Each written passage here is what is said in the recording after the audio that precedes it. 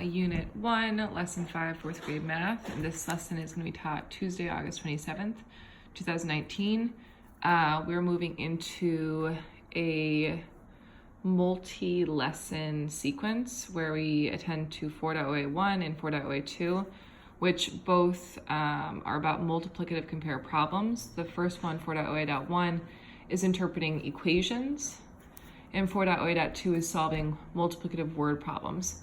And so this is the actual equation itself, and this is a word problem that could be represented like this. So both are very much intertwined, and a lot is going to be based on 4.0A.2 in these two.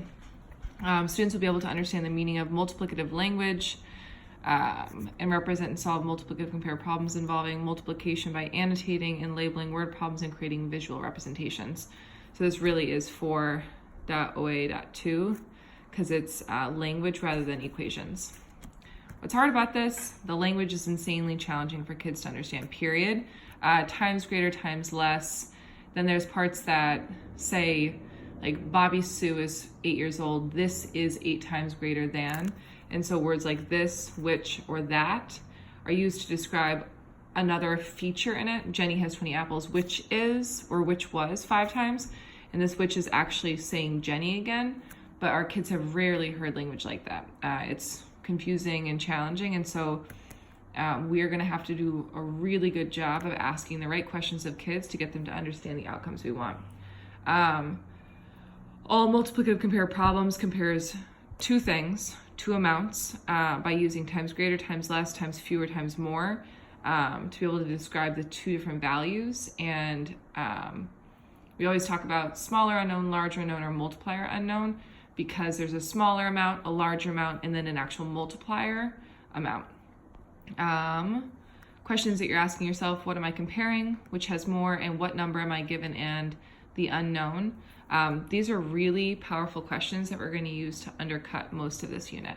So again, what am I comparing, which has more, what number am I given, and what's the unknown.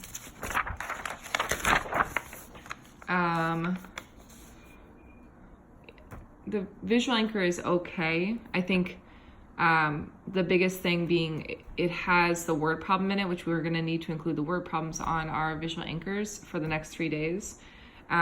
This specific annotation piece, if we did annotation and then knowns and unknowns, are going to be really important here. So being able to say, and I'll model this on the next page, annotating big problem tasks, and then actually tackling our knowns and unknowns, because we need to identify what is known, what is unknown, then what is larger, what is smaller. They use a tape diagram. We will show tape diagrams on every problem, but we will also use our multiplicative compare chart. Again, these are the questions that must be on the visual anchor. And so visual anchor, problem at the top with the title multiplicative compare, leaving space for the solving, and then your questions at the bottom that you're asking yourself must be present, period. This has to include annotations, representation with that, and it's going to need to include your multiplicative compare chart with labels on it, and I'll show you that on the next page. Please make sure you go through again, like I'm going to say every time you go through this. This is all the I&M workshop right after. If you're not using the procedural and conceptual laps, you're going to create bigger gaps. Mid-workshop interruption, turn and talk, how does representation show the same thing? And then again, our big thing this year is embedding this discussion component. So making sure you keep these 3 to 5 minutes sacred at the end of every workshop before you get into the independent practice. This is where you solidify every understanding. Okay. Omar is collecting stamps. He has 12 George Washington stamps. He has 3 times as many superhero stamps as he does George Washington stamps. How many superhero stamps does he have? This is me teaching you how to do the math. This is not how I would teach kids how to do the math. I would immediately say, go ahead and jump in, make sure that you annotate, represent, and have a complete sentence answer. And then what I would do is I would display 2 pieces of scholar work, one that represents solving accurately with a clear representation, and one that potentially has some type of gap around misidentifying which is larger or smaller, so that I can attend to the questions what am I comparing, which has more, and what is given and unknown. So start with my annotations. My big problem is number of superhero stamps.